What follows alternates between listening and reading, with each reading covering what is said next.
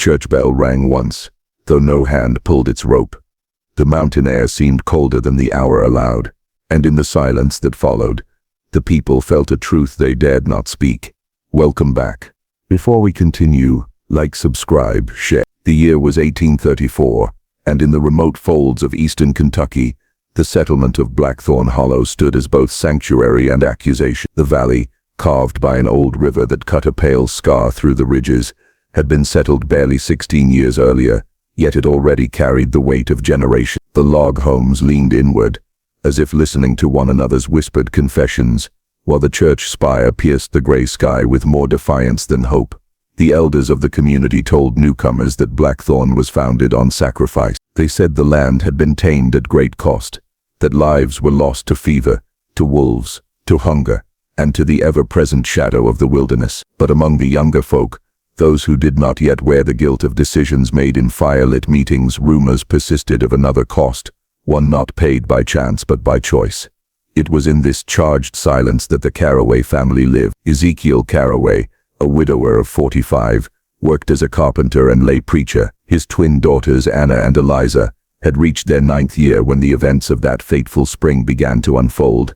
The girls had always been strange, though never malicious. Villagers remarked on how they spoke in unison at times, or how Anna would begin a sentence that Eliza finished without pause, as if the thought passed not between mouths but between minds. When asked how they knew such things, details of quarrels whispered in private homes, memories of travelers long since vanished, they would only say, "The voices told us." The first rumors. The story begins not with thunder but with a whisper. On the morning of April 17th, Pastor Nathaniel Harlan called a special gathering at the church. His hands trembled against the pulpit, though his voice sought firmness. "Neighbors," he began, "there are matters that can no longer remain hid. The Caraway children have spoken words no child should know, and these words touched the very foundation of Blackthorn Hollow." The congregation stiffened. These were people hardened by mountain winters, their faces carved by both work and silence. Yet the suggestion that children had pierced the veil of their past unsettled them more than wolves or fever ever could. It was Elder Josiah Clark, one of the settlement's founders, who rose with indignation. "Pastor, you would have us troubled by childish prattle. These are fanciful girls. Their father lets them read too much of scripture and ghost tales. That is all." But before Harlan could reply, Anna Caraway, small, pale, her hair the color of straw left too long in the sun, stood and spoke clearly. "Elder Clark," she said, "you buried 3 men beneath the church floor. One wore a copper cross, one had a silver-handled knife, one left behind a wife named Elizabeth, who died without knowing." The silence that followed seemed alive, pulsing with disbelief and dread. A father's burden. Ezekiel Caraway had never courted attention. Since his wife's death from consumption, he had kept to his carpentry, raising his daughters with quiet discipline. Yet when Anna's words filled the church, all eyes turned upon him as though he had summoned the spirits himself. "I have taught my children honesty," he said slowly, "but I have not taught them what they could not possibly know." Some nodded, others scowled. In the back, Elder Clark's face drained of color. His lips moved without sound. A man silently arguing with ghosts. The meeting dispersed in fragments, but the damage was done. The girl's words carried weight beyond imagination. Blackthorn Hollow was no longer bound by silence. It was now bound by accusation. The tension builds. Over the next days, the twins grew restless. Neighbors saw them standing barefoot at the edge of the river, murmuring to currents as though they understood its voice. At night, Ezekiel heard them whisper in their sleep, naming men and places he had never spoken of. On April 20th, during the Sunday service, Eliza startled the congregation by refusing communion. When Pastor Harlan pressed the bread toward her, she shook her head. "It is not blessed," she said quietly. "It is mixed with blood money." Gasps rose. Mothers pulled their children close. Some muttered prayers, others muttered curses. By evening, word had spread beyond the valley. Farmers spoke of abandoning their plots. Merchants whispered that the Hollow's prosperity was bought not with sweat but with sin. A quiet confession. On the night of April 22nd, Pastor Harlan visited Ezekiel's cabin. The fire burned low, casting long shadows across the timber walls. Anna and Eliza slept in the corner, their breaths shallow, their hands entwined even in dreams. "Ezekiel," Harlan said, his voice raw, "they know things I cannot deny. God help me, I fear they speak truth." Ezekiel rubbed his temples. "They are children, Nathaniel, burdened with a gift no soul should bear. But truth or not, why would God lay such knowledge on? The pastor hesitated, then whispered, perhaps not God.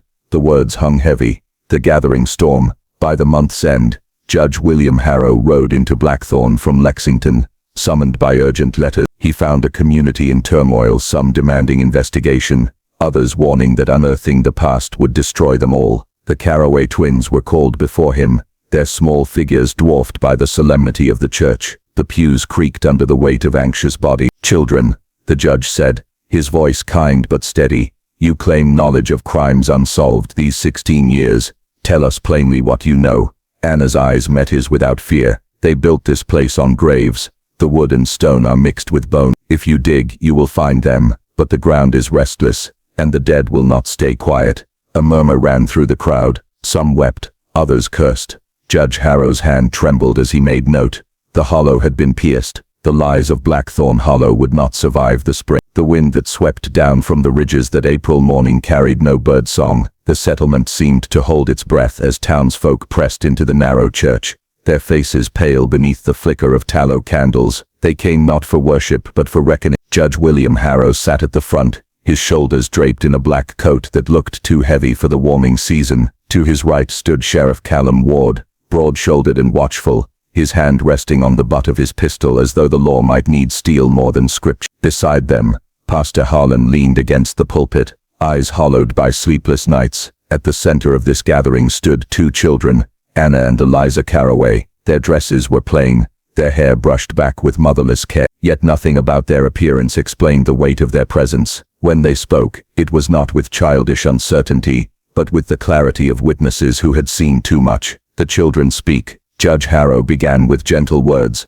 as one might with frightened lamb. Anna, Eliza, do you understand why we've asked you here? Anna nodded. Because the dead asked us to speak. A shiver passed through the crowd. Some crossed themselves, though this was Baptist country. Others shifted uncomfortably, as if fearing the children's eyes might fall upon their own hidden sins. Tell us then, the judge said, voice steady. Tell us what you know. Eliza glanced toward the elders seated in the front pew, men whose gray heads marked them as the builders of Blackthorn Hollow. Her gaze lingered on Josiah Clark, Matthew Boyd, and Elder Isaac Wren, each of whom stiffened under the scrutiny of a 9-year-old child. You lured men from the trails, she said softly, travelers with coin, surveyors with maps, ministers carrying donations. You gave them food and drink, then you took their lives. You buried them where no one would look, under the church, in the shaft behind them, in the creek bed where the stones turn red after rain. A gasp tore through the assembly. Elder Clark rose half out of his seat. Lies, he thundered. These are lies whispered by the devil. But Anna spoke over him, her voice unwavering. You took Joshua Patterson first. He wore a ring with his letters, then William Morse with the knife his brother gave him, then Robert Chen, the minister, whose copper cross still rests on his bones. You know this is true, because you put them there with your own hand. The church erupted, women crying out, men shouting, the sheriff calling for order. Judge Harrow pounded the table, his face ashen. Silence in this place. When quiet returned, Pastor Harlan's trembling voice broke the air. I never told them those names, he whispered. God help me, I never told them. The elders confronted. The accused elders sat rigid, their denials turning to muttered prayers. Josiah Clark wiped his brow with a shaking hand. Matthew Boyd would not meet the children's eyes. Elder Wren clutched his Bible so tightly the leather creaked. Children, the judge said, how do you know these things? Anna and Eliza exchanged a glance. Then Anna answered, because they told us. At night, in the dark, they speak of how they died, of who struck the blows, of where their bones lie waiting. They speak until we cannot sleep. The matter-of-fact tone chilled more than the words themselves. These were not ghost stories meant to frighten. They were testimonies delivered with the calm certainty of court records. Sheriff Ward turned to the elders. If the girls speak false, we'll know it soon enough. We can dig. No, Wren croaked, his voice breaking. No good will come of disturbing the ground. The sheriff's eyes narrowed. Truth always comes of it. The families of the missing, among those gathered were descendants of men who had vanished years before. A stooped woman stepped forward, tears carving lines down her cheeks. My husband Samuel Collins was meant to marry me in 1819, she said, voice trembling. He never came home. For years I waited. Are you telling me he lies beneath this very floor? Anna's eyes softened. He waits still, she said. He wanted to marry you, but they stopped him on the ridge path. He asked us to tell you he is sorry he could not keep his promise. The woman collapsed into sobs, and the church swayed with the grief of secrets long suppressed. The judge's decision. By noon the testimony had stretched to names beyond counting. 11 men gone between 1818 and 1820, each described in precise detail. Clothing, trinkets, letters left undelivered, each tied to the wealth that built Blackthorn Hollow's church, school and mill. Judge Harrow stood at last, his face drawn with years beyond his age. This court will recess while we conduct investigation of these claims. Sheriff Ward, you will assemble men to excavate beneath the church floor and the mine shaft named by these children. Elders Clark, Boyd, and Wren, you will remain in custody, pending the evidence we uncover. The elders protested weakly, but their words carried no weight against the gaze of the Carraway twins. Shackles closed on wrists that had once raised the first beams of Blackthorns. The congregation disperses. As the accused were led away, silence spread like a contagion. For 16 years the people of Blackthorn Hollow had told themselves they had built something righteous, that whatever blood had been spilled was long forgotten by the soil. Now, with a child's testimony, the foundation cracked. Parents clutched children tighter. Young men who had thought themselves free of guilt now wondered what their fathers had done, whose blood had paid for the land they plowed. Women whispered of selling their holdings, of fleeing to safer valleys, yet the Carraway girls seemed less triumphant than weary. Their shoulders drooped, their faces pale from the strain. "Papa," Eliza whispered as they stood at the doorway, "may we go home now? The voices are getting louder. It hurts to keep them quiet." Ezekiel gathered them close. His face was drawn with worry, but he spoke gently. "Soon, little ones. First we must help them understand." The sun reached its height above the ridge, as the townsfolk left the church in heavy silence. Behind them the boards of the floor groaned as though eager to reveal what lay below. The ground itself seemed restless, waiting for spades to break its secrecy. The pastor's doubt. Pastor Harlan remained behind after the others had gone. He knelt at the altar, staring at the wood now tainted by suspicion. His prayers faltered. "Lord," he whispered, "what am I to preach if every stone of this place rests upon innocent blood?" His voice cracked. "And why, O God, would you choose children as your messengers, unless it is not you at all?" The echo of his doubt lingered in the rafters, unanswered. That night across Blackthorn Hollow, no hearth felt warm. The elders lay awake in their cells, whispering prayers that brought no comfort. Families shuttered their windows against wind that seemed to carry murmurs, and in the Carraway cabin, two sisters clutched one another in sleep, their dreams crowded by voices that begged for justice long denied. The earth was ready to give up its dead. The morning of the excavation dawned gray, as if the sky itself recoiled from what it knew was about to be revealed. Men of the hollow gathered reluctantly, spades and picks in their hands, while their wives pressed shawls tighter around their shoulders and whispered prayers at the edges of the field. Sheriff Callum Ward stood at the threshold of the church, with Judge Harrow beside him. Neither spoke as the floorboards were pried loose. The first crack of wood sounded like a rifle shot echoing through the valley. Dust rose into the still air, mingling with the smell of damp earth. Anna and Eliza Carraway stood with their father, silent but intent. Their faces betrayed no glee, no malice, only a quiet resignation,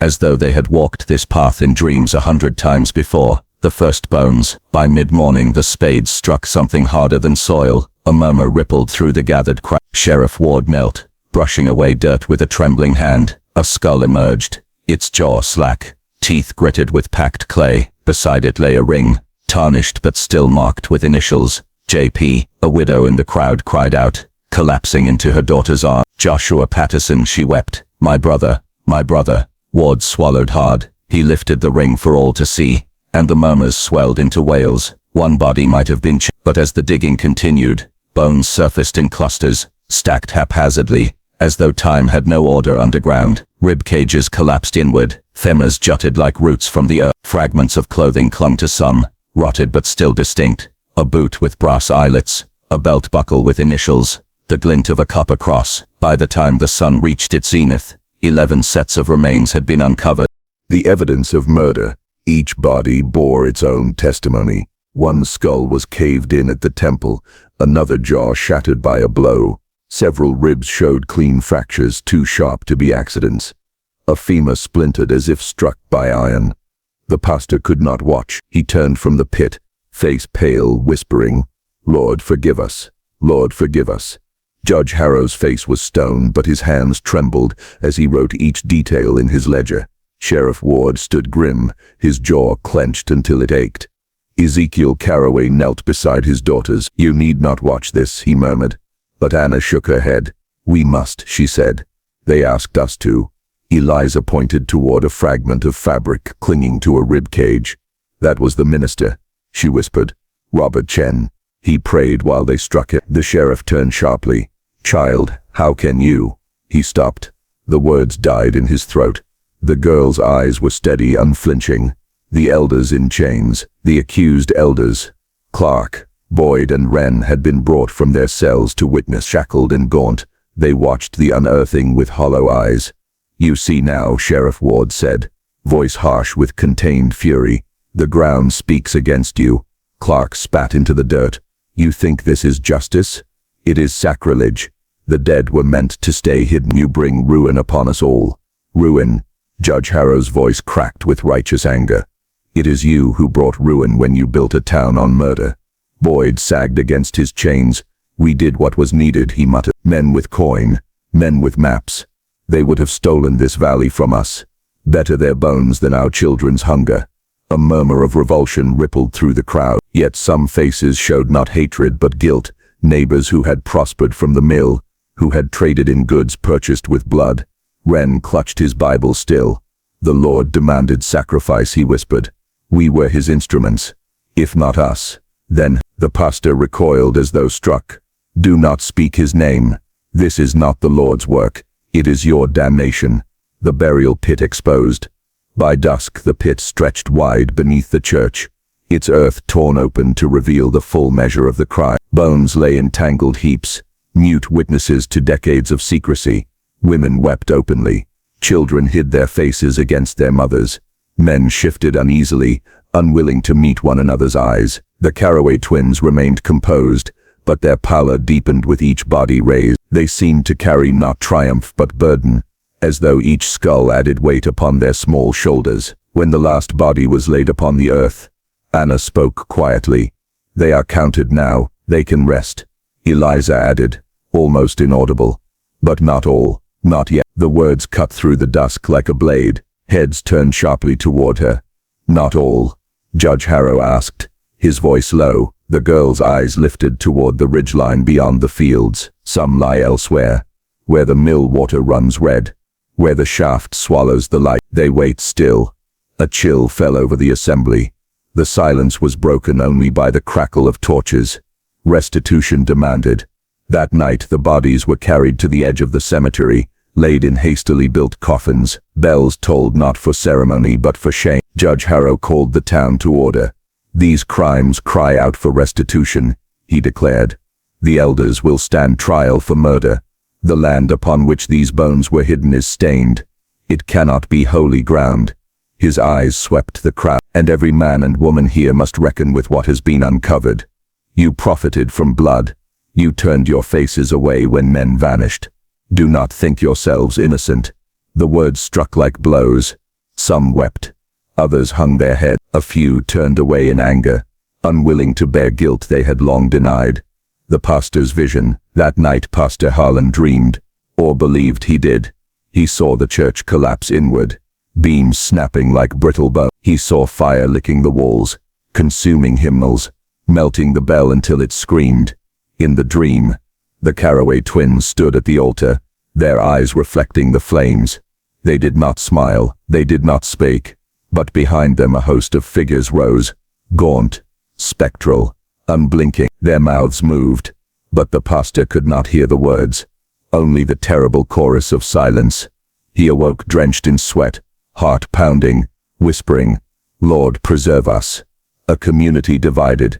In the days that followed, Blackthorn Hollow tore itself apart. Some families packed their wagons and fled, unwilling to raise children where the soil whispered of bones. Others stayed, grimly determined to purge sin from the valley with prayer and labor. The trial of the elders loomed, yet already rumors spread that justice could not mend what had been broken. Property lines were disputed, debts recalled, friendships shattered. Where once the church had stood as center, it now loomed as a... And always the twins lingered at the edge of gatherings, pale and watchful. When asked why they remained so silent, Anna only replied, The voices rest for now. The shadow of the mill, yet unease deepened when a child fetching water returned pale and trembling. The creek runs red, he stammered, like blood in the water. Men followed, finding the current stained where it passed beneath the mill. At first they thought it clay washed down from the ridge, but the hue was wrong, too dark, too heavy. The stench that rose with it was not of earth, but of rot. Eliza's words echoed in their minds, where the mill water runs red. The sheriff looked toward the Caraway girls. Their faces were grave. Shall we dig again? He asked. Anna nodded. One. If you would know the full truth, you must. The crowd shivered. They knew the first pit had nearly destroyed them. Another might finish what was left of Blackthorn Hollow. The decision to excavate the mill grounds was not made lightly. The hollow was already raw from the unearthing beneath the church, and many prayed that the twins' words were only strange imaginings, but the crimson water left no room for denial. On the morning chosen, a line of men and women followed the sheriff to the mill, their boots crunching frost over the withered grass. The Caraway twins walked at the front with their father, their faces pale in the half-light. They looked less like children than like reluctant guides into some underworld. The second pit, the soil near the water wheel, was heavy, black with moisture. As shovels bit into it, the stench grew unbearable. Dogs whined and pulled against their tethers. Within an hour, bones surfaced, limbs bound with rusted chain, skulls fractured, scraps of cloth still clinging to rotted sinew. There were 5 bodies in all, weighted with stones and buried shallow, the current never fully concealing them. One skull still bore a hole at the temple, as though a spike had been driven through. Another clutched a rusted coin purse in skeletal fingers. Leather, fused to bone. Gasps rose, curses muttered, and then silence, heavy and suffocating. The judge's voice carried thinly. Mark these for the record. This is proof enough for any earthly court. But Eliza's soft whisper followed. This is not all. The old shaft. At her urging, the company climbed the ridge to the abandoned shaft that locals called the Devil's Mouth. Few dared go near it. The timbers had rotted, the earth sagged around the rim, and a constant breath of cold air drifted from its depths. When torches were lowered, the light caught on pale shapes far below. Skulls, dozens of them, gleamed like lanterns in the dark. Some still wore scraps of boots, belts, buckles. The shaft was not a mine, it was a tomb. A collective cry rose from the crowd. Women crossed themselves. Men stumbled back. One fainted where he stood. The sheriff drew his pistol as if to steady his own hand. Seal it, he rasped. By God, seal it with stone. But Anna shook her head. No, the dead cannot be walled in. They must be counted one by one. The judge swallowed hard, fighting the tremor in his voice. Then we will lower men with ropes. They must be brought up. And so for 3 days, bones were lifted from the shaft, hauled up in crates like coal, each set of remains tagged, and laid upon the earth. When the count ended, the number stood at 27. The confessions complete, faced with the evidence.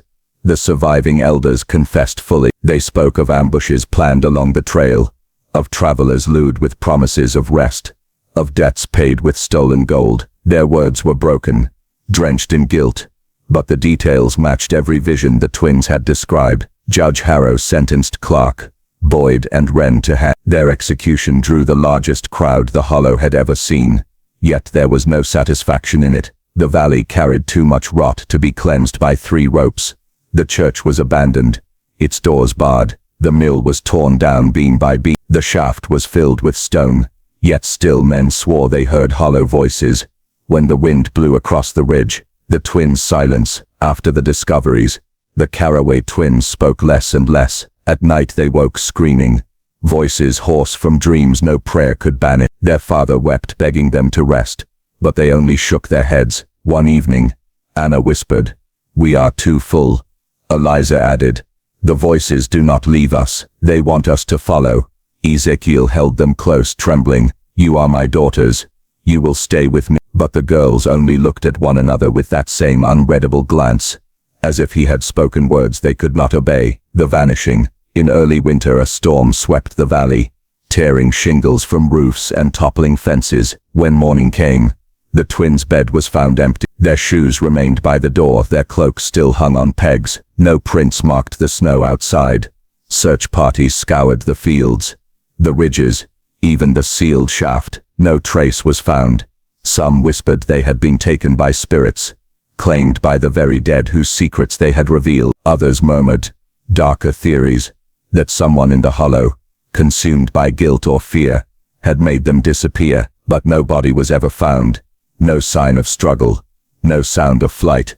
It was as though the earth had swallowed them whole. The aftermath: Blackthorn Hollow never recovered. Families left in droves, scattering to neighboring counties. The church rotted, its steeple collapsing in a storm. The graveyard spread with weeds, names on stones lost to moss. The valley itself seemed cursed. Crops failed, livestock sickened. By the 1850s, only a handful of stubborn families remained. Travelers avoided the trail entirely. The once promising settlement faded into ruin, until only the story of its horror endured. The legend, in later years, whispers spread beyond Kentucky. Preachers spoke of the hollow as a warning against sin concealed. Scholars puzzled over the twins, their knowledge defying all natural explanation. Physicians speculated madness, while others muttered of demonic possession, but none could deny the accuracy of their revelation. Every body was found where they had said, every name they spoke matched records long forgotten,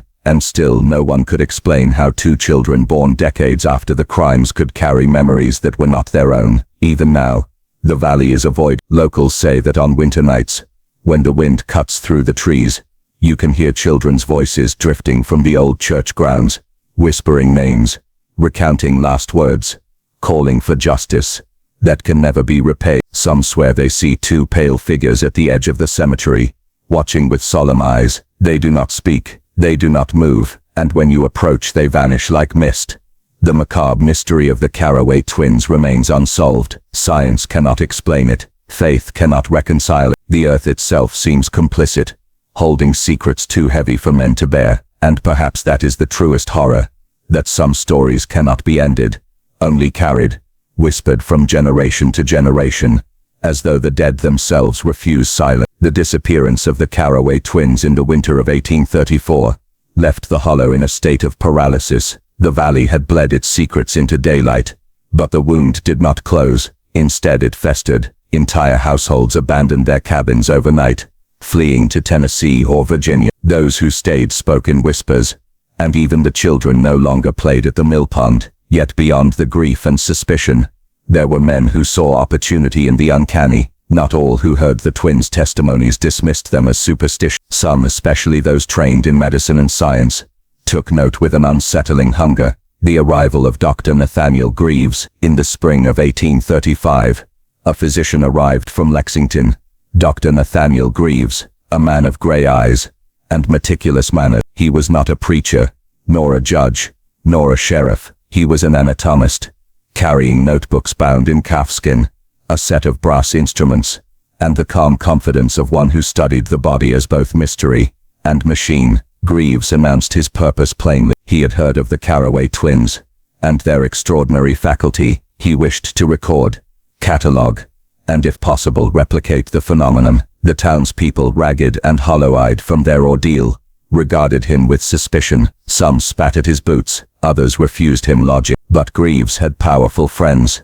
He carried letters from the Medical College of Kentucky, and from a magistrate in Lexington. He claimed the state had an interest in determining whether the twins' knowledge indicated some form of hereditary memory, or atavistic recall. His words were too refined for the villagers, but his authority was clear. He took up residence in the abandoned parsonage, its windows broken and its walls damp with mold. There by candlelight he began to copy testimonies, sketch maps of burial grounds, and cross-referenced the ledger of the dead. Greaves' ledger, later discovered in fragments, recorded chilling detail. He wrote of phenomena beyond the scope of natural philosophy, of children who recited names of men slain decades before their birth. He diagrammed the shaft, the mill, the graves beneath the church. He catalogued the victims' injuries as if composing a surgical text. Most disturbing were his notations on the twins themselves. Though he had never met them, he described them as a singular case of psychic duplication, hypothesizing that the nervous system of identical siblings may serve as twin receivers, susceptible to impressions impressed upon the earth by violent death. He speculated that their very blood might hold the secret, that within the veins of such children lay a hereditary conduit of memory, an archive, not of books but of bone. Experiments on the living Greaves was not content to write. He sought from the remaining families. He persuaded some said coerced children into his experiments. He asked them to sleep within the church ruins, to sit beside exhumed graves, to hold artifacts of the murdered. He recorded their dreams, their fevers, their fits of terror. One boy, aged 11, reported hearing footsteps circling his bed, though none were present. A girl of 7 suffered a seizure after touching the copper cross, retrieved from the shaft. She awoke babbling names, not known in the hollow. Greaves noted these with clinical precision, his quill scratching in the night. Evidence accumulates of a transmissible faculty. The younger the subject, the more susceptible they appear. Parents began to withdraw their children from his rumors. Spread that he paid grave diggers to supply him with bones from neighboring counties. Some whispered he boiled marrow in his parsonage hearth, seeking the essence of memory. The autopsy proposal. By autumn, Greaves had grown bolder.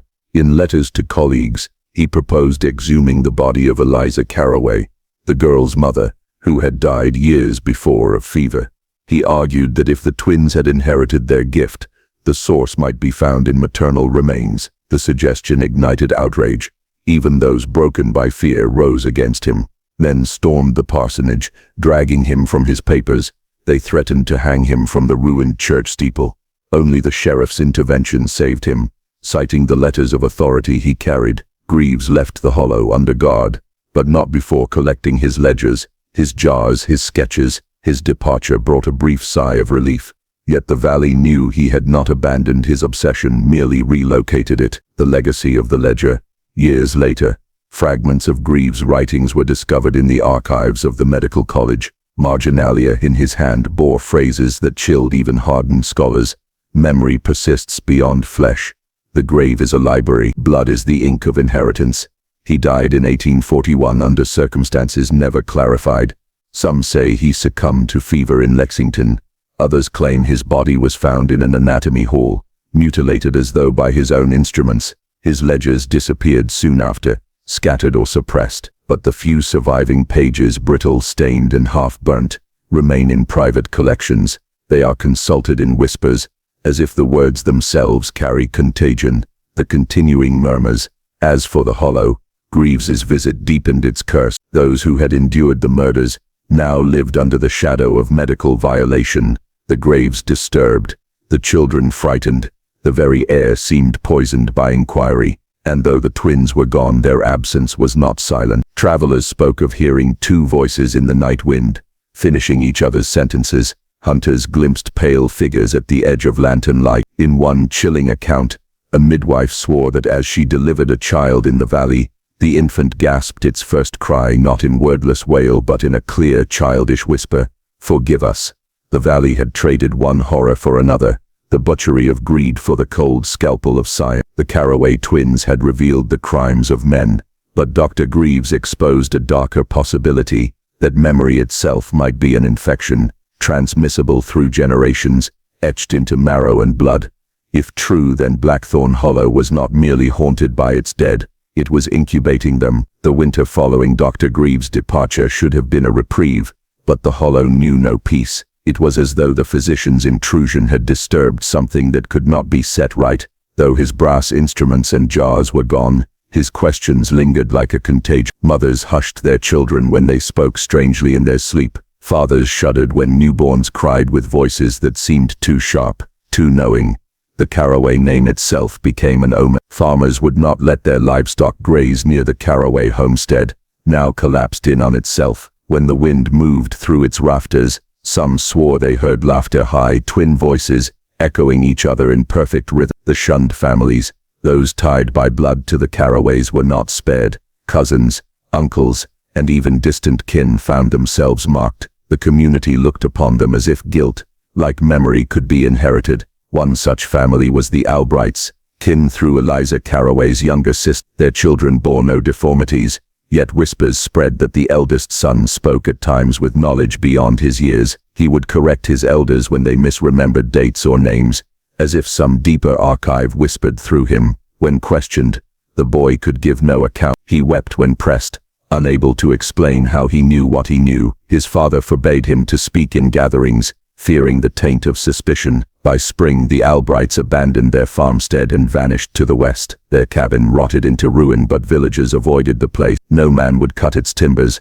for they said the boards themselves remembered the sermons of Reverend Alcott. With the absence of Greaves, authority fell once more to the pulpit. Reverend Silas Alcott, grey and thin, thundered against the dangers of knowledge not granted by God. In his sermons, he warned that memory was a gift meant to fade, lest mankind be crushed beneath the weight of its sins. The Lord in his mercy grants forgetfulness, he preached. It is the devil who seeks to bind us to every evil, every wound, every secret without end. His words soothed some, but others doubted. The twins' testimonies still rang too true, their visions too precise. If memory was indeed the devil's tool, then why had it revealed the guilty and not the innocent? Why had it spoken of hidden graves that the spade confirmed? The Reverend gave no answer, only harsher prayers. The Black Ledger returns, despite the Hollow's attempts to bury the past. Fragments of Dr. Greaves' writings began to reappear. A trader from Lexington claimed he carried pages of the anatomist's ledger, offering them in exchange for food. He was driven out, but not before several townsfolk glimpsed the text. One page described a phenomenon he called transgenerational recall. Another depicted the human skull with runic annotations, symbols neither medical nor Christian. A third page bore only a single line, written as though in haste.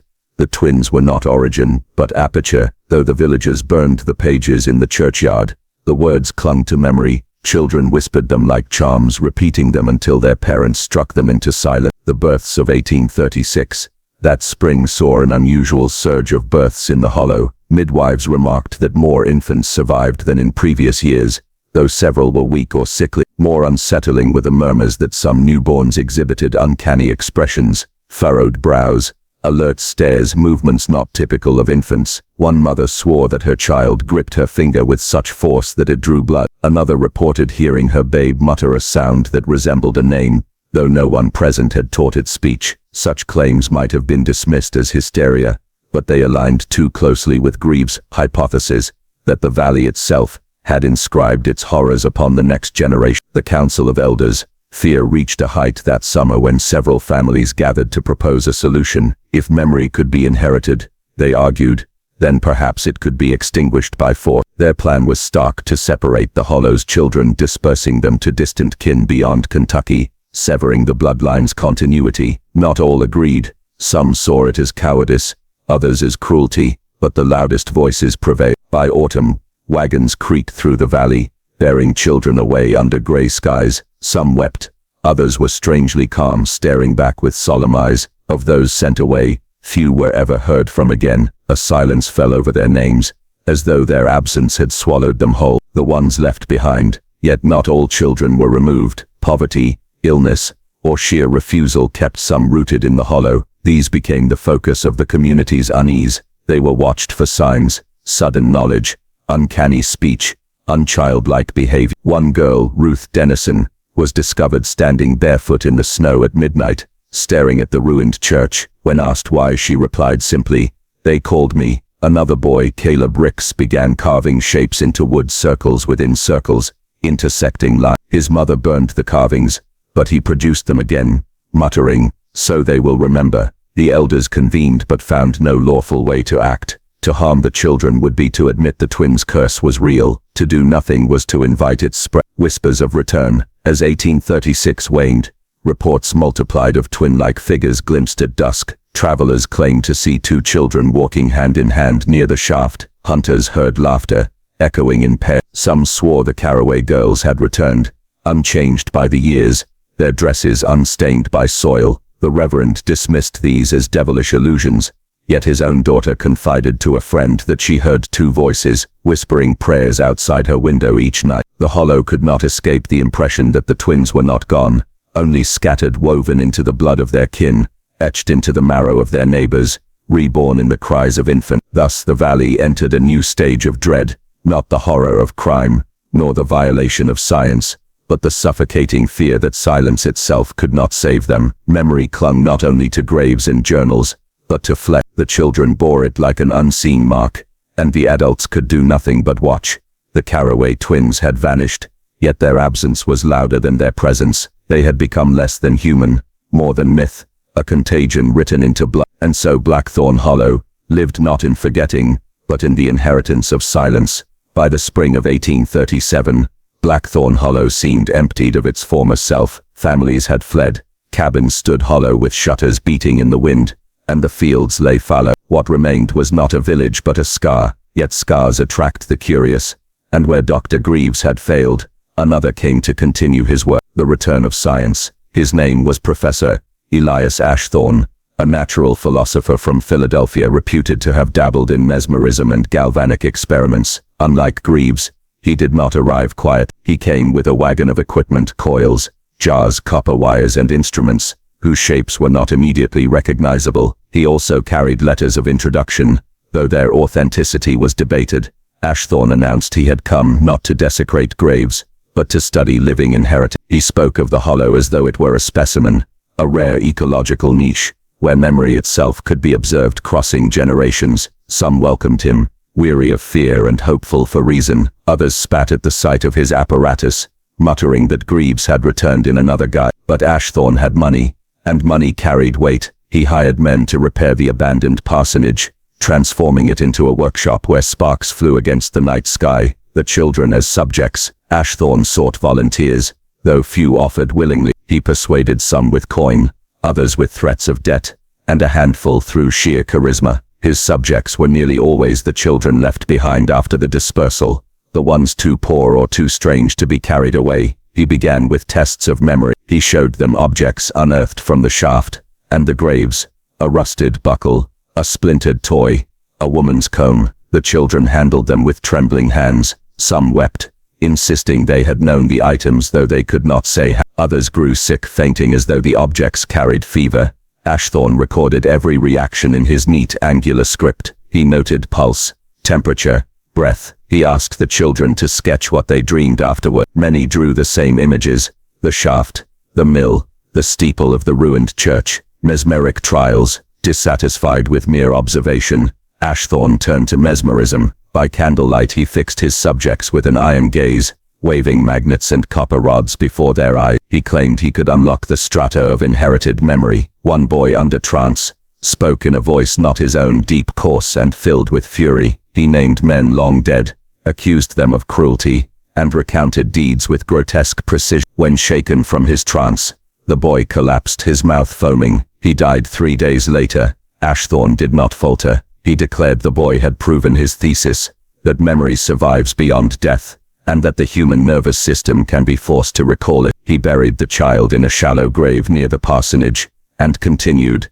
galvanic horrors. Next came galvanism. Ashthorne affixed copper wires to the temples of his subjects, sending currents through their skulls. The results were catastrophic. Children screamed, convulsed, and in one case, bit through their own tongue. Yet amid the agony, Ashthorne believed he heard fragments of knowledge, names hissed between clenched teeth, visions described in half-sentences. Before one girl, scarcely 10, cried out the name of a woman drowned in the mill pond 30 years before. None had spoken the woman's name since. Ashthorne exulted. He proclaimed that electricity was the key, that memory itself was an electrical inscription, written into bloodline. The townsfolk grew restless. Parents threatened to storm the parsonage, but Ashthorne's hired men, armed and ruthless, kept them at bay. The Reverend Alcott condemned him from the pulpit, declaring the work not science but sorcery. Yet still the experiments went on. The ledger of Ashthorne. Like Greaves before him, Ashthorne kept a ledger. Unlike Greaves, his was not clinical but fevered, written as though by one possessed. He drew diagrams of brains threaded with lightning, skeletons overlaid with words, circles intersecting like lens. In the margins he scrawled phrases. The twins were not aberration but design. Inheritance is the scripture of the flesh. Every grave is a page, and every child a reed. The handwriting deteriorated. As months passed, the letters jagged, slashed as though carved into the paper with desperation. The collapse of the workshop. The end came in the summer of 1837. On a night thick with thunder, Ashthorne attempted what he called his grand demonstration. He assembled 6 children in a circle, bound them with copper wires, and connected them to a crude galvanic battery. He declared he would prove that memory could be shared among them, that the past could leap from one bloodline into another. The storm raged. Lightning struck the parsonage roof. Witnesses later swore that screams rose louder than thunder, a chorus not of 6 children but of dozens, voices of the dead, crying through living throats. Windows shattered outward, flames caught the beam. When villagers rushed to the site, they found the parsonage ablaze. Ashthorne nowhere to be seen. The children lay scattered, some dead, others insensible, their bodies scorched with burns. Those who survived never spoke again. By morning the parsonage was only charred scraps of the ledger remained, carried on the wind. Men gathered the remains and buried them in a single pit, refusing to mark it. Aftermath. The hollow sank into silence once more, but it was not the silence of forgetting. It was the silence of terror, of knowledge too poisonous to speak. Families forbade mention of Ashthorne's name. His devices were buried with him, yet his influence did not end. Rumors spread through Kentucky of a professor who had touched the edge of memory itself, who had proven that the dead could speak through the living. Some scholars dismissed it as superstition, others sought fragments of his notes. The legend took root beyond the valley, entwining itself with whispers of the Caraway twins. Thus the hollow endured another wound, deeper than the last, where Greaves had pried with scalpel and pen. Ashthorne had ravaged with fire and light. His experiments did not banish the curse, but fed it, binding it tighter, into the blood of the children who survived. And still the question lingered. Were the twins origin, or only aperture? If aperture, then what force pressed from beyond, demanding entry through blood, bone and memory? The hollow waited in dread, knowing it had not yet seen the end. By the late autumn of 1837, Blackthorn Hollow had become more legend than place. The storm that consumed Ashthorne's parsonage had also burned away the last remnants of trust among the people. What little community remained scattered to neighboring counties, their silence more telling than any testimony. But silence itself can become inheritance, and the hollow's curse, if curse it was, did not vanish with departure. It traveled in blood, in whispers, in dreams. The surviving children, 3 children, lived through Ashthorne's final experiment. They did not speak again, not in words that anyone recognized. Their mouths formed shapes in sleep, muttering syllables alien to the tongue of Kentucky. They scrawled symbols into dirt and ash, circles within circles, lines converging like paths on a map. Their families tried to hide them, fearing ridicule or worse, seizure by men of science eager to finish what Ashthorne had begun. One boy was taken to Tennessee, where he lived in an attic, scratching the walls until his fingers bled. A girl was sent to relatives near Louisville. She disappeared from her bed one winter's night, the window unlatched, no footprints in the snow. The third child, a boy named Nathaniel Pike, grew into manhood, but remained haunted. He claimed he carried 2 memories for every one of his own. The spread of the story. As survivors scattered, so did the story. In taverns along the Ohio River, men spoke of a Kentucky hollow where lightning called forth the voices of the dead. Preachers thundered from pulpits that it was punishment for blood spilled without repentance. Doctors whispered of ancestral madness, suggesting that memory itself might be lodged in the flesh. Mesmerists and occultists seized upon it as proof that the veil between worlds was thin. To scholars it was a curiosity, to locals a wound that would not close. The Caraway twins became the center of every telling, though none agreed whether they had been angels or demons, witnesses or conspirators. Their names were etched into fireside tales embroidered with invention until the truth lay buried as deep as the bodies beneath the church floor. The return of Phillips. Pastor Jonathan Phillips, now an old man, returned once more to the hollow in the winter of 18. His hair was white, his hands stiff with age, but he carried a Bible worn to transparency at the edge. He said he could not die without laying eyes again upon the church where so much had been revealed. He found only ruins, the stone foundation blackened, the timbers long since scavenged. Snow drifted in the corners where once a congregation had sung hymns over bone. Phillips knelt, trembling, and prayed not for forgiveness but for forgetting. Yet as he prayed, he swore he heard children's laughter, faint but near, weaving through the bare trees. When he lifted his head, no one stood there, only long shadows cast by the sinking sun. He left the hollow before nightfall and never returned. The ledger resurfaces. In 1842, Fragments of Ashthorne's ledger surfaced in Cincinnati, sold by a peddler who claimed to have salvaged them from the ashes. The pages were scorched but legible enough to fuel fascination. They spoke of inherited memory and the scripture of bloodlines. They described the hollow as an archive of agony, perfectly preserved. Most chilling was a sketch of two girls, unmistakably the Caraway twins, standing hand in hand with eyes blackened like pools of ink. The fragments passed from hand to hand, each owner adding notes in the margins, conjectures, warnings, occult sigils. By the time the ledger reached Boston, it was no longer a scientific document, but a grimoire, dreams that carried forward. Stranger still were the dream. Families who had once lived in the hollow reported that their children, born far away, awoke screaming of places they had never seen. The shaft, the mill, the church. They described men long dead, reciting names without having been told. One account from 1845 tells of a girl in Nashville who spoke in perfect detail of Mary Caraway's final hours, though she was 3 generations removed. Another from Illinois describes a boy who drew the hollow's ruined church with uncanny precision. These children were dismissed as fanciful or ill, yet the pattern could not be ignored. The hollow had emptied, but its memories had. A scholar's warning. In 1851, a pamphlet circulated anonymously through Lexington and Louisville, titled, The Inheritance of Silence, an Inquiry into the Blackthorn Hollow Phenomenon. The author, styling himself only as a witness, argued that what occurred in the hollow was not haunting but transmission. He wrote, "Every grave leaves an imprint. Every atrocity breeds continuity. What we call haunting is only the persistence of memory through blood and time. Science will one day name it. Faith already fears it. The hollow is not unique, only revealed." The pamphlet was suppressed, but copies survived.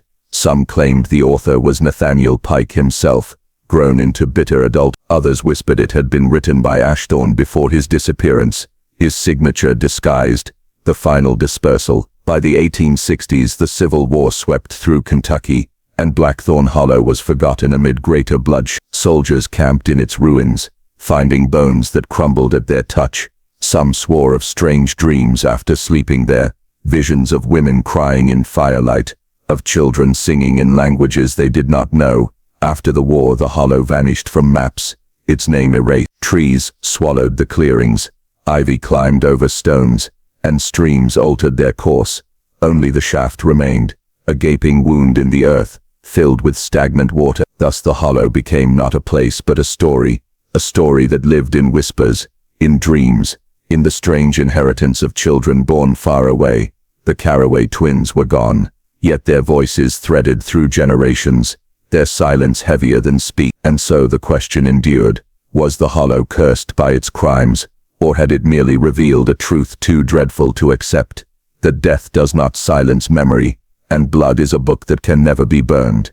By the 1870s, the hollow was more myth than memory. Those who had survived its terror were either gone or too old to speak, and the land itself had reclaimed the settlement. Trees and weeds filled the spaces where homes and mills once stood. Yet for some, Blackthorn Hollow never truly vanished. Travelers along the narrow mountain trails continued to vanish, though far less frequently. Rumors whispered of men and women lost to the shadows, carried off by forces unseen. Some said the hollow was hungry, its appetite grown slower but no less certain. Others believed it had nothing to do with the place itself. Rather, the curse of the hollow had migrated, carried in the blood of those who had survived or been born afterward. Descendants of the hollow. Among the scattered families were the descendants of those who had fled in the 80s. Few spoke of the hollow at all, yet strange patterns emerged. Children who never learned the stories nonetheless dreamt of its ruins, sketched them in school notebooks, or murmured names of long-dead victims. One young man in Louisville, at the age of 12, woke screaming after drawing a detailed map of the hollow, its mine shaft, the church foundation, the creek where bodies had been discarded. His parents were certain he had never been near Kentucky's Mount. Another girl in Lexington described with eerie precision the gold ring of Joshua Patterson, lost 16 years before her birth. Her parents dismissed it as coincidence until she produced the ring from a chest they had never opened, claiming it had been left with her for safekeeping. The hollow's influence. Reports grew that the hollow's influence extended beyond simple memory. Farmers reported cattle disappearing, but tracks led not into forests but into thin air. Nighttime travelers claimed to hear children singing in unearthly tones. Some townsfolk whispered that those who visited the hollow, or were born with its bloodline, could see shadows moving independently, shadows that seemed to know their names. A physician in nearby Berea, Alistair Crowe, documented 5 separate cases in which children inexplicably predicted deaths and accidents in the region. In each instance, the children shared a connection to families who had fled Blackthorn Hollow generations earlier. Crowe's journal, later lost in a fire, contained sketches resembling the church, the mine shaft, and the old road where travelers had vanished. Legends of the Carraway twins. Stories of Rebecca and Rachel Carraway endured. Some claimed the twins had traveled west, appearing in towns in Tennessee and Ohio, always accompanied by visions of the dead. Others whispered that they had learned to suppress their gift, living quiet, ordinary lives while the hollow continued its spectral work through new descendants. A preacher in 1880 wrote of hearing 2 girls singing in a Tennessee chapel, their voices filled with a knowledge of lives never lived. A local sheriff noted that every disappearance reported in the region mirrored the methods described by the twins. 16 years earlier, travelers on isolated paths, unusual personal items, and a final disappearance without trace. Science and superstition. The late 19th century brought scientists and journalists seeking to expose superstition, yet even skeptics admitted they could not explain the evidence. Skeptical observers examined descendants, tested their abilities, and attempted to correlate dreams with historical events. Patterns emerged too consistently to dismiss entirely. Anthropologists proposed inherited trauma or memory echoes passed through generations. Psychologists considered genetic predispositions to clairvoyance. Clergy saw divine warning or moral lesson, yet none could fully explain why specific individuals, often 9 years old, could describe murders and locations beyond human experience. The Hollow's echo. By 1890, Blackthorn Hollow had become a ghost in more than name. Its story haunted Appalachia. Families avoided the old paths, leaving the hollow to its shadow. But occasionally, a traveler reported a figure at dusk, 2 small girls hand in hand standing at the edge of the forest. They said nothing, merely watched. Those who encountered them later spoke of a piercing, unnatural knowing in their eyes. The legend held that the girls carried all voices, victims, perpetrators, and the lost alike. Witnesses claimed the twins spoke without moving their lips, their presence accompanied by a faint chill. Those who had been near them never forgot the experience, regardless of skepticism or disbelief. The moral of Blackthorn Hollow. By the century's end, the hollow had become both cautionary tale and symbol. Parents warned children, stray too far from the road, and the hollow will find you. Scholars cited the hollow as evidence of the limits of science. Clergy debated whether it proved divine judgment or moral persistence beyond death. Yet the most consistent lesson remained. The sins of one generation do not vanish quietly. They echo, reverberate, and find ways to demand recognition. The hollow had begun as a place of murder and concealment, but it endured as a conduit, a reminder that hidden crimes may be unearthed even long after the last witness has passed. The hollow's story was no longer solely about crime or punishment. It had become a study of inheritance, memory, and the persistence of truth. Those who fled carried fragments of the hollow's voice in their blood, and the world, however skeptical, would continue to hear it. The Carraway twins, the children born in its shadow, and the families who fled, had all served as instruments of that persistence. Blackthorn Hollow, though reclaimed by nature, lived in echoes, dreams, nightmares, stories, and the impossible knowledge passed down through generations. The hollow remained, unseen but potent, a question mark in history. Was it divine justice, spectral persistence, or the unfathomable capacity of human consciousness? Perhaps, like all profound mysteries, it resisted conclusion. And somewhere, in the quiet hills of Kentucky, if one listened closely, one might hear the faint murmur of children, singing for justice that no human could fully comprehend. By the dawn of the 20th century, the tale of Blackthorn Hollow had become legend, whispered in isolated valleys, told in hushed tones around hearths, and recorded in dusty tomes of local history. Pine Hollow, once a thriving community built on stolen lives, no longer existed, but its legacy lingered like a shadow across the Appalachian hills. The vanishing of the twins, Rebecca and Rachel Carraway, the Morrison twins of old, remained the heart of the mystery. Historical records of their later lives grew sparse after the 1840s. Some claimed they had continued their father's ministry, moving from settlement to settlement, carrying messages of the dead to the living. Others believed they had withdrawn entirely, learning to suppress their extraordinary gift in order to live ordinary lives. Yet the rumors persisted. A child with blue eyes who seemed older than her years, a pair of sisters appearing at the edge of a forest, guiding the lost or revealing long-forgotten truths. In every case, witnesses described an uncanny knowing, an awareness that no ordinary human could possess. Their presence was never threatening, only deeply unsettling, a reminder that some truths refused to remain buried.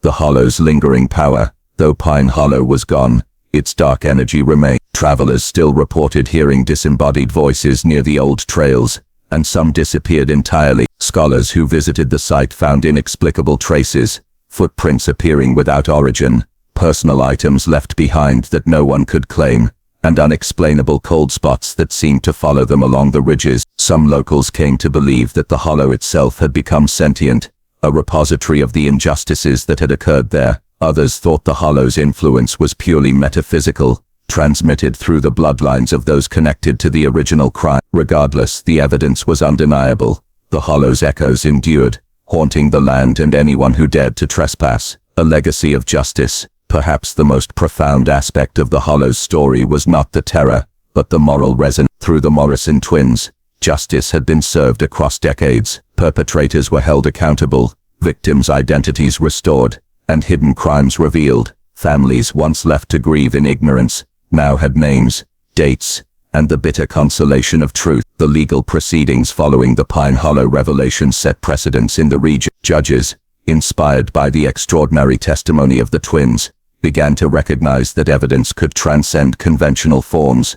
Dreams, visions, or intuition might hold significance when corroborated by other means. Though controversial, the case challenged every assumption about what constituted proof, morality, and human perception. The end of Pine Hollow, but not the story. The physical ruins of Pine Hollow were dismantled, buildings sold, bones properly reinterred, and memorials erected to honor the dead. Families displaced by the settlement's collapse relocated across Kentucky and Tennessee, carrying with them memories of injustice and survival. Yet the story of the Morrison twins and the Hollow continued to spread across remote Appalachian communities. Preachers, historians, and curious travelers spoke of the children who had torn apart 16 years of lies, revealing truths that no adult could have known. They became symbols, reminders that some voices, especially those of the innocent, carry weight that transcends time, fear, and mortality. The mystery remains. Even today,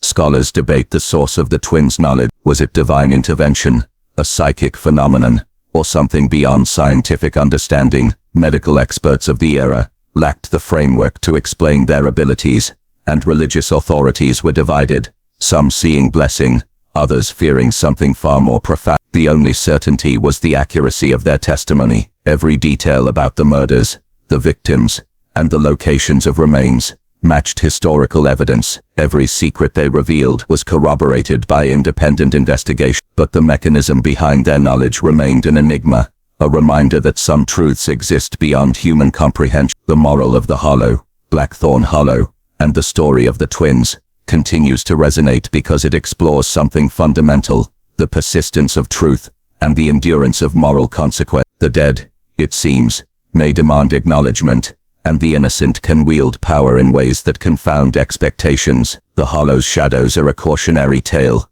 illustrating that no crime, however carefully concealed, remains hidden forever. And sometimes, the most unlikely voices, children, long dead souls, or the echoes of injustice, become the instruments of reckoning.